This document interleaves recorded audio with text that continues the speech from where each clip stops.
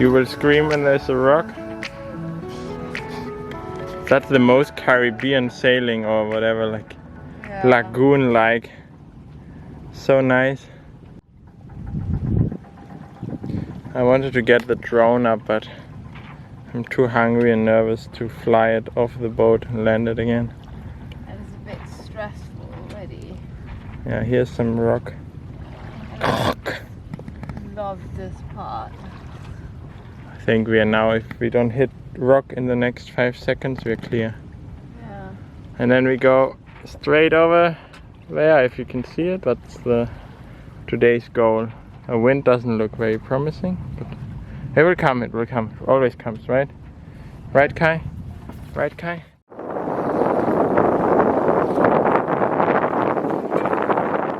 So we're just arriving at Porto Cayo.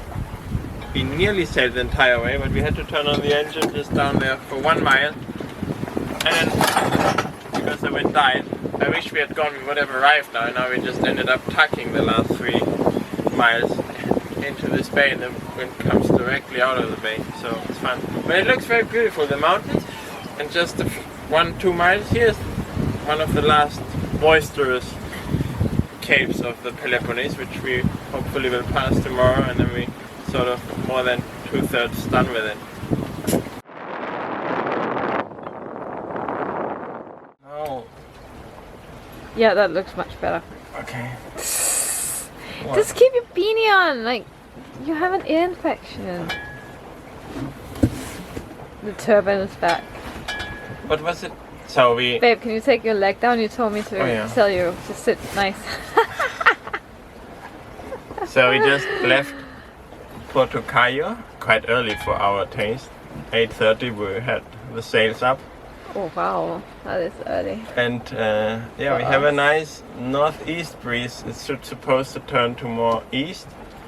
And we're just about to round another infamous cape, which I don't remember what it was called. Acrotirio Tenero. That's also can also be very dangerous, boisterous. Yeah, but so far we're doing nearly 5 knots downwind. It's really good. We have to go another 42 miles. We don't really know where exactly we're gonna end up, but it's roughly about that.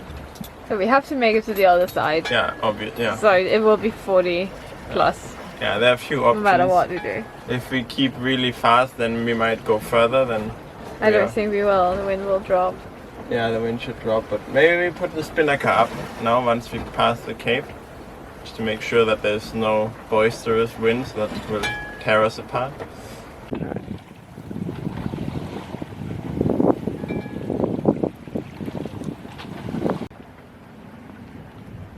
As you can see, to our starboard, 100 meters out, the water is glassy. And you turn around and we are doing nearly 5 knots. Our strategy has worked. We went a bit off course further out and we have wind. And we haven't engined at all, so success. Good planning, right? Good planning. Good planning. Thanks to Pernille.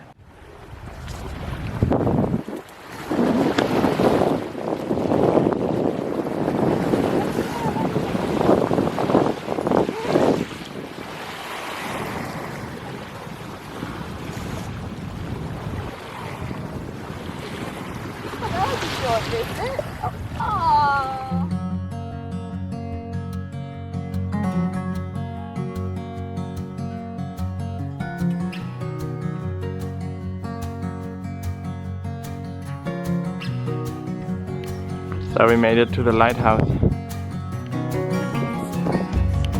It's beautiful.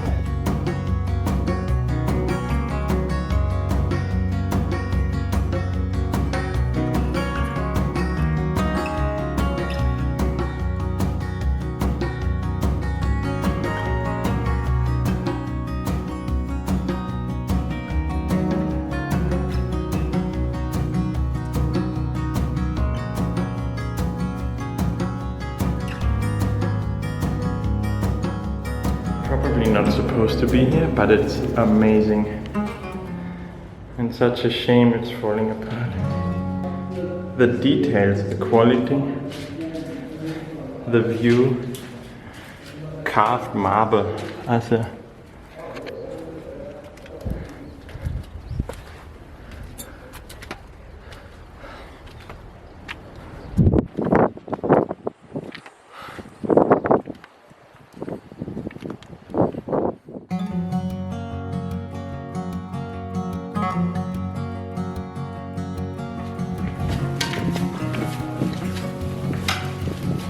natural light,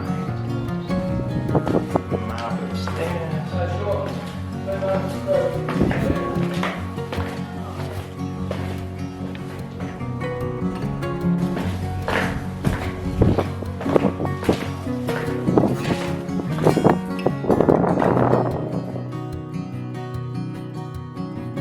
There's even cement here and some shovels.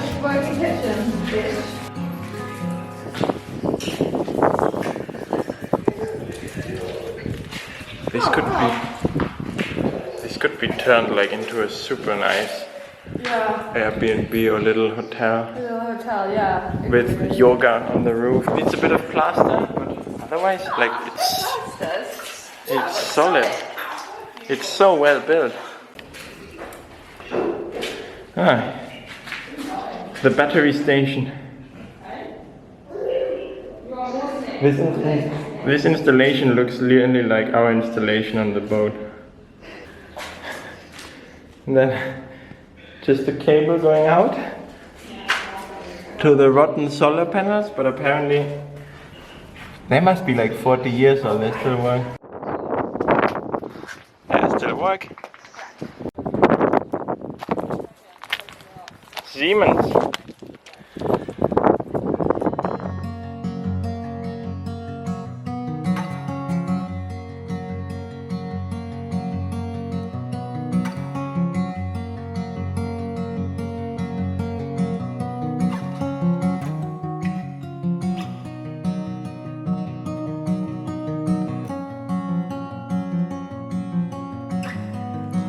So we got some of the plastic.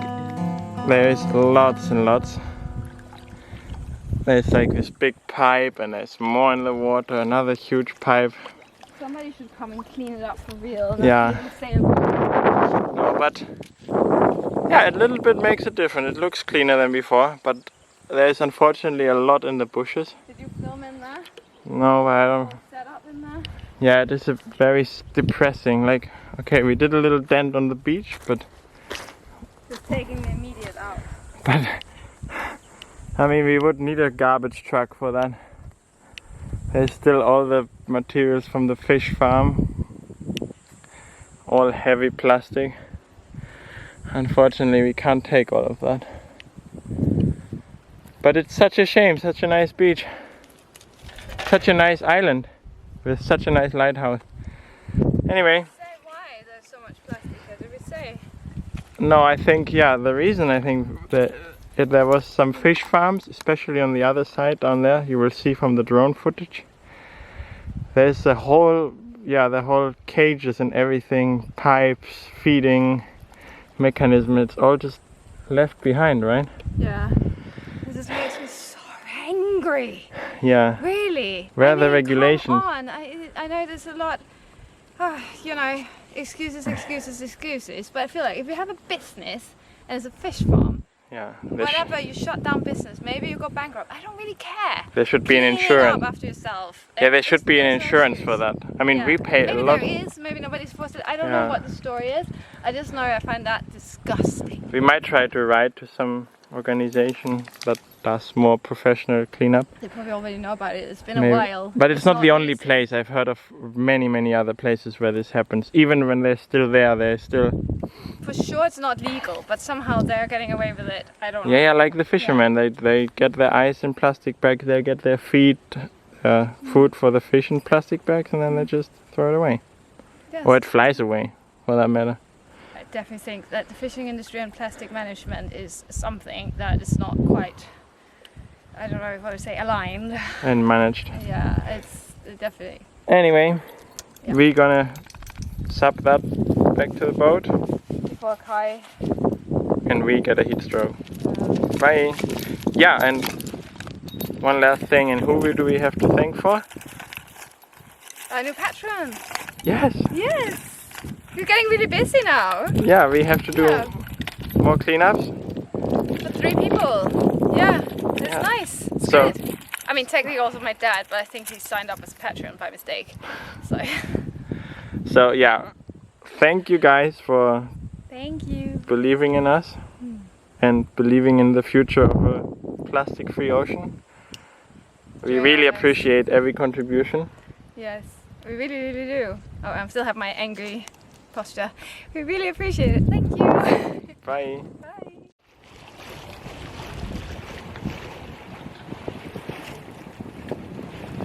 Our garbage boat is in action again. No. You comfortable both there? Beautiful rocks here, just across of Methony. This is the second time we are passing here. One of the places we visited first when we came to Greece. We just anchored here in this bay. But we're gonna pass today and we're gonna go further to Pilos. It's just around the corner.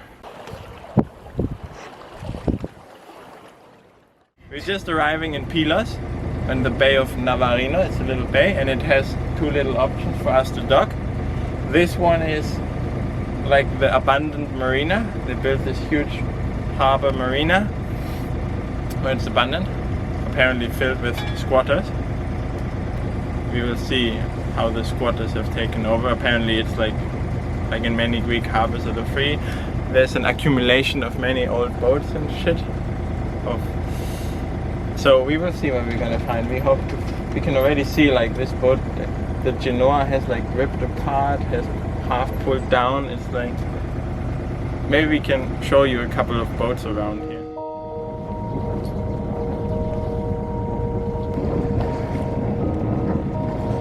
I wonder what happened here.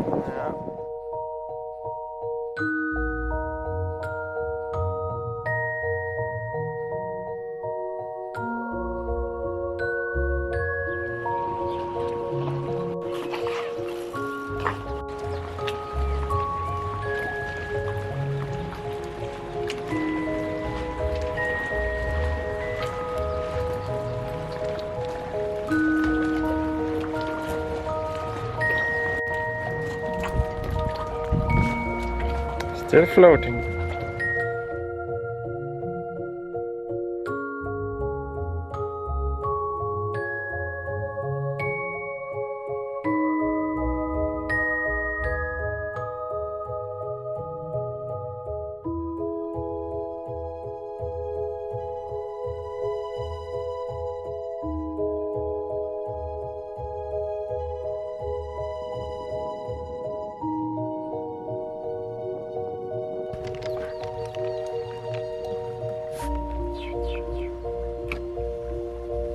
So, where are we going?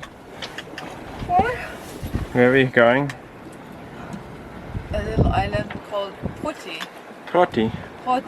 We're leaving the Gulf of Navarino and Pilos, which is really beautiful.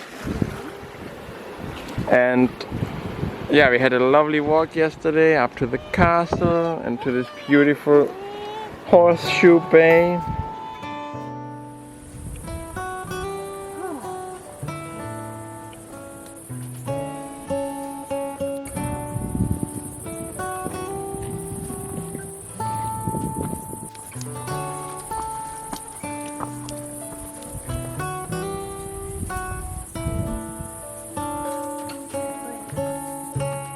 Here comes the adventurer. Spider. Hey, worst thing, you turn into Spider-Woman.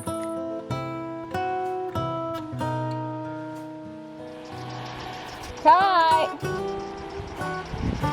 Beautiful here. Where are we? Where are we? We're in Pilos? Yeah? Yeah, we're in Pilos. Yeah, we're in Pilos. It's really beautiful here. It's super sandy. It looks like... We have an Australian girl with us right now and it looks like Australia around here. Yeah, it's really beautiful. And Kai is having so much fun.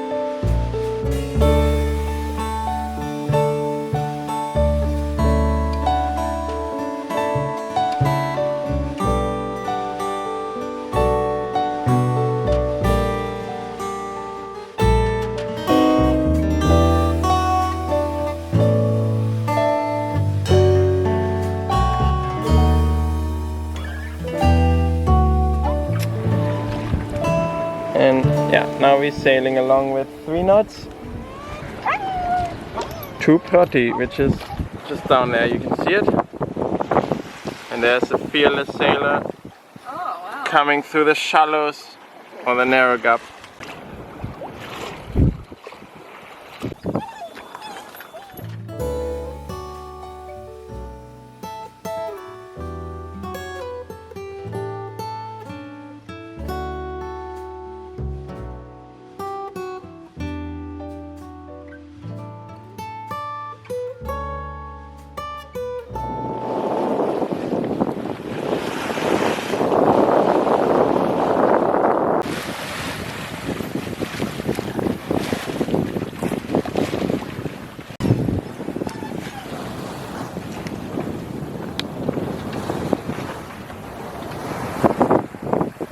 So we're just sailing offshore to the islands of Strofades, some very small, nearly uninhabited islands just off the Peloponnese. And we now got a very nice southerly breeze, and we're just going through an area where there could be sperm whales, or there are sperm whales somewhere here along the 1,000 meter depth zone in the trench there. But so far we are keeping our eye out, but haven't seen anything. Don't know. No offside. Yeah. But maybe with a bit of luck they will come. And then tomorrow we will sail further to Zakynthos. Hopefully. There should be even a bit more south wind.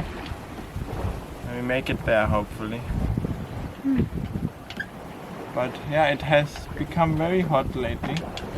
Very warm. Very sunny. And we are struggling a bit.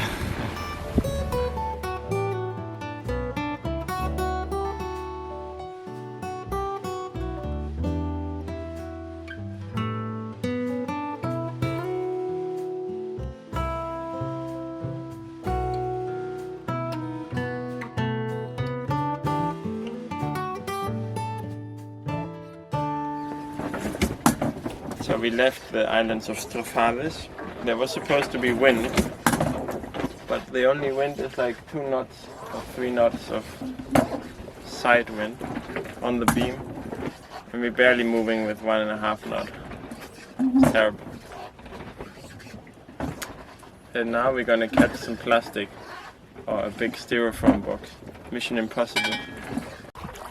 Yeah, there you go. Don't drop it now! Yeah!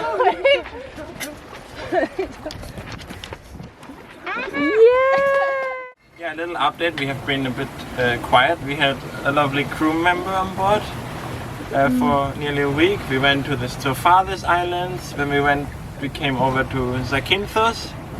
We saw a monk seal. Yes, a real. We got so excited about the monk seal.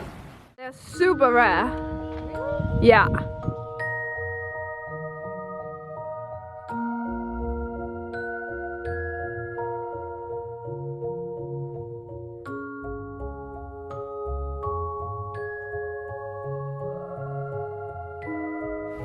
Then we wanted to drop off our crew here in Zakynthos port, which was rather easy but quite eventful. There's some, yeah, it's kind of a mafia regime in there, like they try to get your money.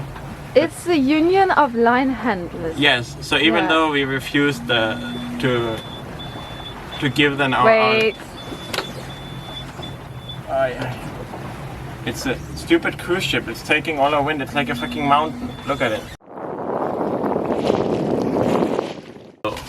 Celebrity beyond here, the stupid cruise ship is taking our wind. Now anyway, Zakynthos harbor now is the only harbor in Greece where you have to pay 10 euros for the line handlers to handle your lines, because it's dangerous, of course. They found somehow a loophole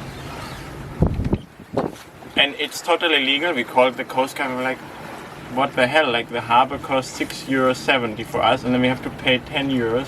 For somebody to stand there and just hand us back our own line. And we didn't it's even, not a mooring line, it's our own line that they just hand back to us. And 10 we euro. didn't even need it, we didn't even accept their help, because I think they had long time they had this scam where they offer your help, you give them the line and they come like, give me 10 euros.